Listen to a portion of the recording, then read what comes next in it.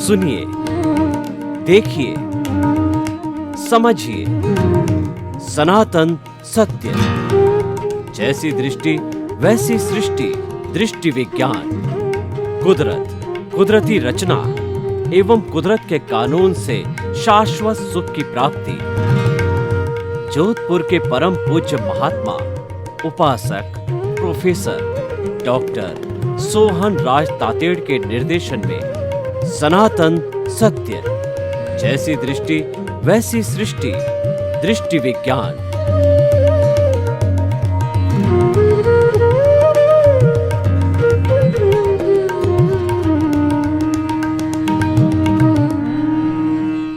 भाई और बहनों, मातृशक्ति को नमन। स्टूडियो में आपका हार्दिक स्वागत, अभिनंदन है, सत्कार। आत्मविज्ञान साइंस ऑफ द सोल कार्यक्रम के अंतर्गत हम आपको सही दृष्टि, सही सोच, राइट विजन, राइट थिंकिंग के तहत जो आपकी नकारात्मक सोच है, जो आपके अविधायक भाव है, जो आपका गलत चिंतन है, वो हम आपको थिंक पॉजिटिव डू पॉजिटिव के सिद्धांत के आधार पर उसमें करेक्शन दे करके और आपको बी पॉजिटिव बनाते हैं, यानी आपकी सकारात्मक सोच को डेवलप करते हैं। हम ऐसे ऐसे एपिसोड्स आपके सामने प्रस्तुत करते हैं, ऐसा चिंतन, भावधारा, विचार हम आपके सामने प्रस्तुत करते हैं कि आपके नकारात्मक सोच उनको सुन करके सकारात्मकता बदल जाती है। तो ये कार्य हम सब अलग अलग एपिसोड्स के माध्यम से करते हैं। तो आज का हमारा बहुत ही सुंदर आत्मा से जुड़ा हुआ एपिसोड है। तो क्या चेतन कभी जड़ हो सकता है? भाई और बहनों, बहुत ही सुंदर विषय। इस सुंदर विषय को गहराई से हम समझ लें तो हमारा जीवन धन्य हो सकता है, हम परमात्मा बन सकते हैं, हम ब्लिस को प्राप्त कर सकते हैं, अक्षय सुख को प्राप्त कर सकें। देखिए कि ये जो हमारे सामने जगत है, ब्रह्मांड, सृष्टि, कॉस्मोस, दुनिया, वर्ल्ड, जगत, ये पंचभूतात्मक है। पृथ्वी, जल, अग्नि, वायु और आकाश से बना हुआ है और 84 लाख जीवा योनियों की असंख्य अनंत आत्माएं हैं। इन 5 बेसिक 5 एलिमेंट से जन्म लेती है, इससे पोषित होती है, इससे बड़ी होती है और सारा कार्य जो है शरीर धारण करके इन 5 भूतों से करती है। और 5 भूतों में जब वो शरीर समाप्त हो जाता है आयुष्य के अधीन, तब बड़ी सुंदर व्यवस्था है कि 5 भूत वापस इस प्रकृति के 5 भूत में विलीन हो जाते हैं। पृथ्वी में, जल में, अग्नि में, वायु में और आकाश में। इसीलिए ये कहा गया है कि ये जो ब्रह्मांड है, इसकी शक्ति भूत, भविष्य, वर्तमान में इसकी एनर्जी 1% भी कम नहीं होती है। इसीलिए आइंस्टीन ने फॉर्मूला दिया थ्योरी ऑफ रिलेटिविटी में कि E=mc², E= एनर्जी, और m का मतलब मास, c का मतलब कांस्टेंट। तो ये पूरे ब्रह्मांड की एनर्जी है, वह भूत, भविष्य, वर्तमान के अंदर कांस्टेंट होती है, कभी भी छीजत नहीं होती। मात्र क्या होता है, इसके अंदर ट्रांसफॉर्मेशन होता है, इसमें रूपांतरण होता है, इसमें म्यूटेशन होता है, इसमें बदलाव होता है। ठोस द्रव में बदल जाता है, द्रव गैस में बदल जाता है और गैस वाइब्रेशंस में बदल जाती है। फॉर उदाहरण के तौर पर हम पानी है, उसको अगर -5 डिग्रीज पर जो है ठंडा करते हैं तो बर्फ बन जाता है, और इसी पानी को, द्रव को जो है हम 100 डिग्री के पर गर्म करते हैं तो ये भाप बन जाती है, और इस भाप को भी कुछ उपकरणों से, वाइब्रेशन से बदल जाती है। तो कुल मिला के कहता हूँ कि ये सारा संसार है वो वाइब्रेशन का जगत है, और एक परिंदा भी जब इस वाइब्रेशन के जगत में इतनी रिलेटिव है, इतनी सापेक्ष है कि एक परिंदा भी पर मारता है तो पूरा कॉस्मोस, पूरा वर्ल्ड जो है वह हिलता है, प्रभावित होता है। हमको मालूम नहीं पड़ता है क्योंकि बहुत बड़ा होता है ये जगत। तो इसीलिए, और हमें जो कुछ भी शब्द बोल रहा हूँ, एक शब्द भी नष्ट नहीं होता है। भगवान महावीर जो बोले हैं 2500 साल पहले, वो भी इस पर्यावरण के अंदर सुरक्षित, उसको पकड़ा जा रहा है और पकड़ लिया गया है। भगवान की ओरिजिनल वाणी 2500 साल पुरानी है, उसको पकड़ के हमारे सामने आने वाली है। तो मैं जो ये शब्द बोल रहा हूँ, मैं तो मुंह से निकाल रहा हूँ, पर ये कैमरे के माध्यम से वीडियो बनता है, उसके बाद में ऑडियो बनता है, और आपके तक ये टीवी पे आता है, मोबाइल पे आता है, इंटरनेट पे आता है, वीडियो फॉर्मेट कार्यक्रम में आता है। तो ये सारा क्या है, रूपांतरण का है। जो लोग जो फिजिक्स को पढ़ते हैं, वेव्स को पढ़ा है, तो वो जानते हैं कि wave length sine theta cos theta और जो है वो साइनोसॉइडल वेव्स है, फ्रीक्वेंसी है, वेव लेंथ है, सारा वाइब्रेशंस का जगत है और उसके अनुरूप ही सारा संसार चलता है। तो मैं आपको बता रहा था कि ये constituents of the word are the two things, word is animate और इनएनिमेट। इन दो से बना है, एक से बन नहीं सकता, और दो होने जरूरी है, उसी से बनता है। दूसरा देखिए, अब इसके अंदर एक तो है चेतन तत्व।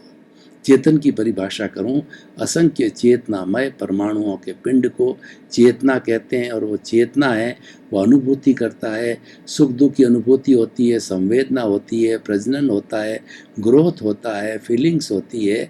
9 कैरेक्टरिस्टिक हमारे आगमों में धार्मिक ग्रंथों के अंदर चेतना की बताएगी। और चेतना के पूरे विश्व के समस्त धर्म दर्शनों ने 23 नाम दिए हैं। कुछ भी हो, सब पर्यायवाची है, सबका अर्थ आत्मा या जीव कुछ भी कहिए, वह चेतना है। और उसको विज्ञान भी कॉन्शियसनेस कहता है, और कहता है 9 जो कैरेक्टरिस्टिक विज्ञान भी मानता है, यानी हमारी कॉन्शियसनेस और आत्मा जीव है, ये विज्ञान सम्मत भी है, चेतन तत्व है।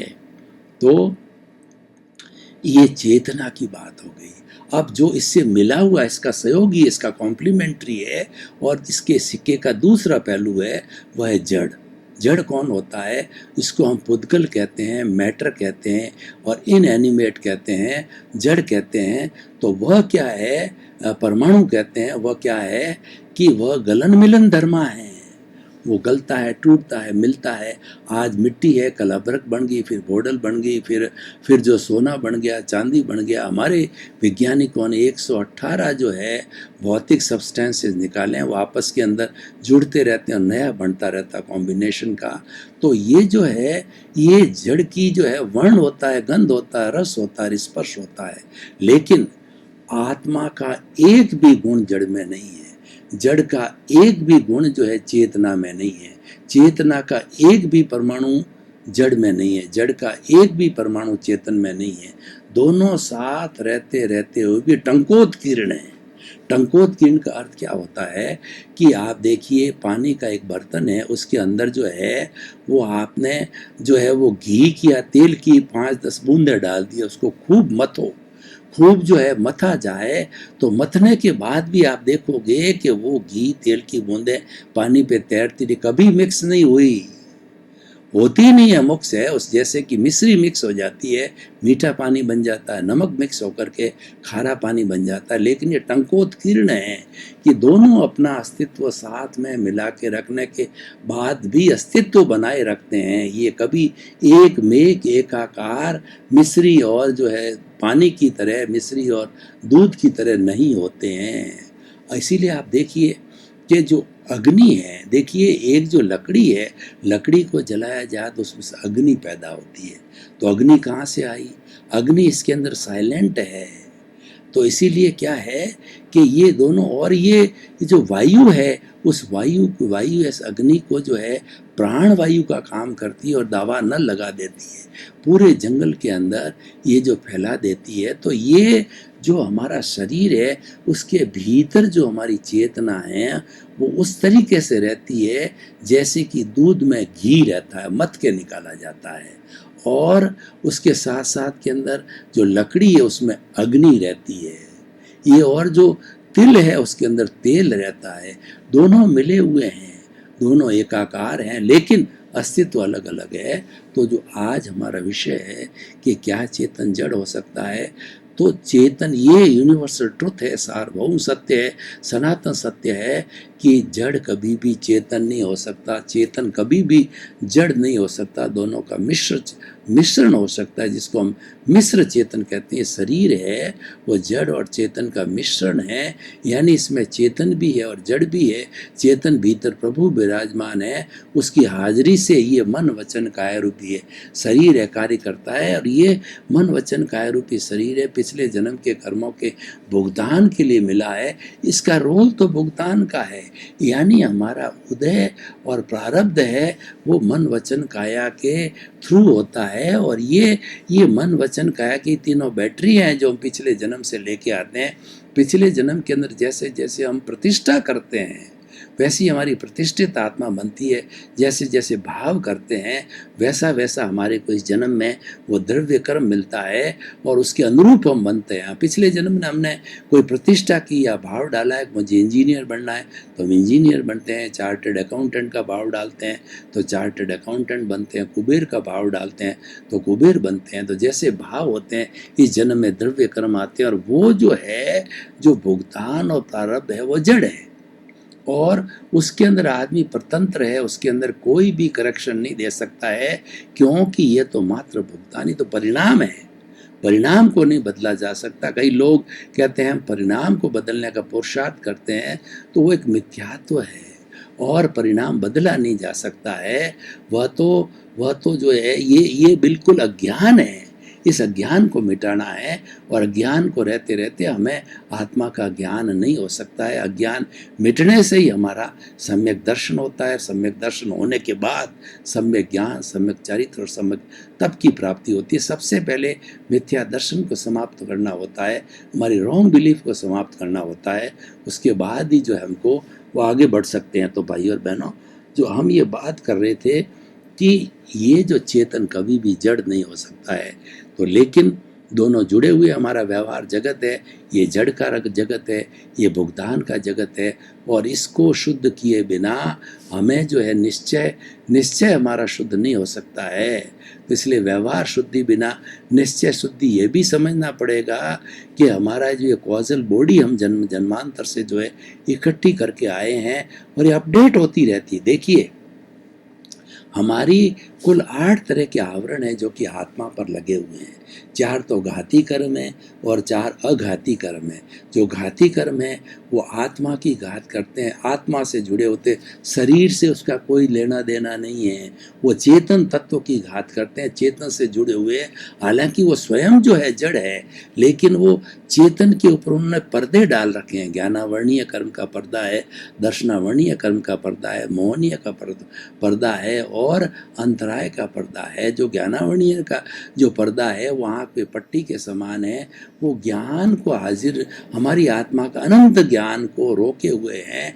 कैसे रोके हुए हैं कि जो ये हमारे जो आकाश में बादल होते हैं, कई बार सूर्य ग्रहण होता है या बारिश का समय होता है तो बादल इतने घने हो जाते हैं कि सूर्य का प्रकाश दिखाई नहीं देता है। जैसा लगता है कि रात हो गई, अंधकार हो जाता है, लेकिन सूर्य का अस्तित्व है। दोपहर के समय में भी हो जाता है। बरसात के दिनों में जब बादल छटते हैं तो सूर्य वापस जो आच्छादित होता है, तो ये ढक देते हैं हमारे ज्ञान जो है वो अनंत ज्ञान को ढकते हैं। अनंत दर्शन को ढकने वाला दूसरा कर्म है जो भी पुजारी की तरह होता है। पुजारी क्या करता है कि भगवान के जो है वो विष्णु भगवान के ऊपर पट लगा देता है, दर्शन नहीं करने देता है। तो इसीलिए जो है वह दर्शनावर्णीय कर्म है। मोहनीय कर्म जो है वो हमारा शराबी की तरह और सेनापति है। जब व्यक्ति के अंदर मोहनीय कर्म आच्छादित होता है तो हमारे अनंत जो है वो कहना चाहिए अनंत सुख का जो हमारा धाम है वो रुक जाता है। वो विस्फोट नहीं होता उसका। ये जो मोहनीय कर्म रोकता है और ये तीनों की ज्ञानावर्णीय दर्शना मोहनीय की अंतराय टूटती है। जो टूट जाते हैं तो अंतराय कर्म तो ऑटोमेटिकली टूटा हुआ होता ही है।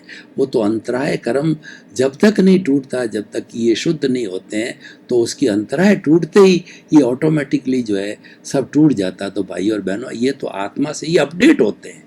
अगर हम कई बार लोग प्रश्न करते हैं कि साहब जो है वो क्रम अक्रम और क्रम विज्ञान, क्रमिक विज्ञान में क्या होता है कि क्रमिक विज्ञान कहता है किसी भव में कर्म उदय आ सकता है तो वो लागू होता है घाती कर्म पे। अघाती कर्म होता है वो शरीर से जुड़े होते हैं।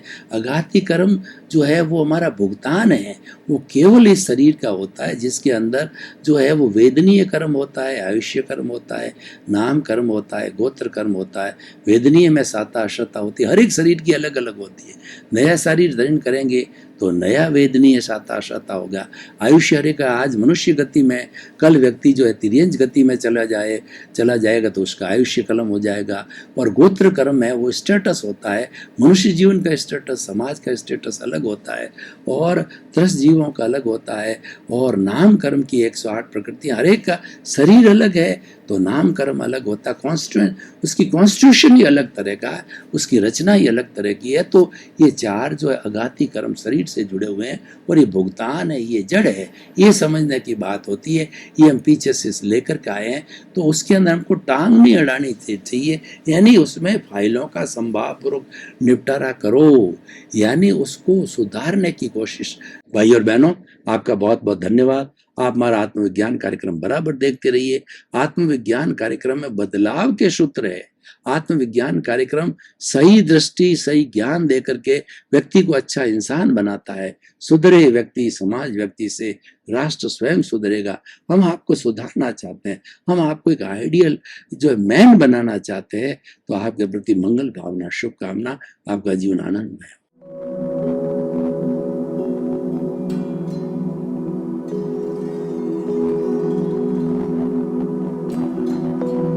एक ऐसा अंतर्राष्ट्रीय ख्याति प्राप्त मानव जो गुरु प्रेरणा से पिछले 20 वर्षों से वानप्रस्थ जीवन जीते हुए 24 घंटे मानवता की सेवा में संलग्न है। एक ऐसा मानव जो अभी राष्ट्रीय, अंतर्राष्ट्रीय टीवी चैनलों पर 7,500 एपिसोड के माध्यम से सनातन सत्य, आत्मविज्ञान एवं पुनरुत्थान, व्यवहार एवं निश्चय जगत के जीवनोपयोगी विषयों पर हृदय स्पर्शी प्रवचन कर चुका है। उस मानव का नाम है महात्मा उपासक प्रोफेसर डॉक्टर सोहन राज तातेड़। प्रोफेसर तातेड़ द्वारा योग, दर्शन, शिक्षा विषयों पर रचित पीएचडी स्तर के 250 शोध ग्रंथ भारत के 100 प्रतिष्ठित विश्वविद्यालयों में शोधार्थी पढ़ रहे हैं तथा वे सभी शोध ग्रंथ वहां की सेंट्रल लाइब्रेरियों में उपलब्ध हैं। महात्मा सोहन राज ने अभी तक हजारों स्कूलों, कॉलेजों, विश्वविद्यालयों एवं संस्थाओं में सेमिनार, वर्कशॉप, कैंप लगाकर लाखों विद्यार्थियों को योग, दर्शन, शिक्षा का प्रशिक्षण देकर उन्हें सुसंस्कारित किया।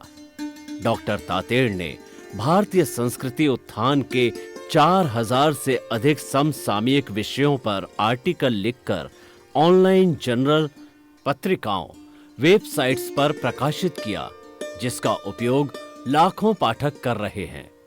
उपासक तातेड़ के 5000 से अधिक आज का सुविचार, आज का शुभ संदेश, आज का मंगल भावना योग आदि चिंतन websites, Twitter, blogger, Facebook, YouTube माध्यमों से लाखों लोग अपना जीवन निर्माण कर रहे हैं।